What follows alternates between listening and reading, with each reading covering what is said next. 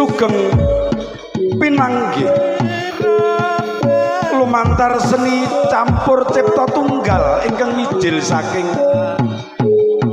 tlatah Nabin Gulon Salam Kabupaten Magelang.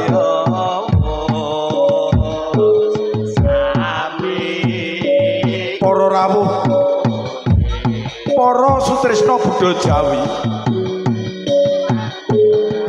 seni campur cipta tunggal wonten dalu punika badhe ngaturaken beksan kanthi irah-irahan Bala Dewa Kembar.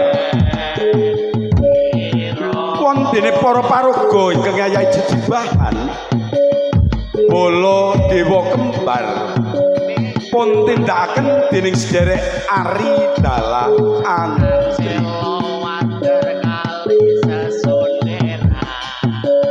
Pondene pemayung pun tindakan dening sederek Fahri Dala Tegar. Pondene prajurit ingkang saking negari Mandura nggih menika sederek Bagus Fajar Ibnu lan Sakpadya.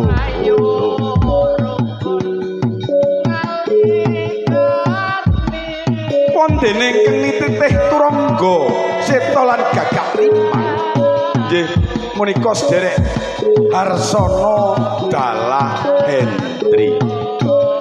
Gentir penjalin pun tindakaken dening sederek Wahyu Dala Waluyo. Raseksa raseksi pun tindakaken dening sederek Wawan Datul Soho Sakpadya Bolo.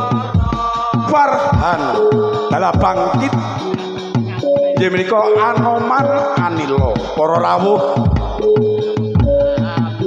pondene Pranata Gending dening sederek Haristono.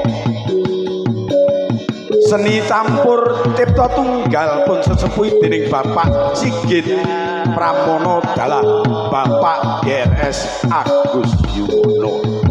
Para rawuh sugeng hamirsani ngantos paripurnaning pasugatan kanthi asesanti Jaya Jaya Wijayanti jayane wong kang eling lan waspada. Nuwun nuwun kula nuwun. Yo yo yo yo.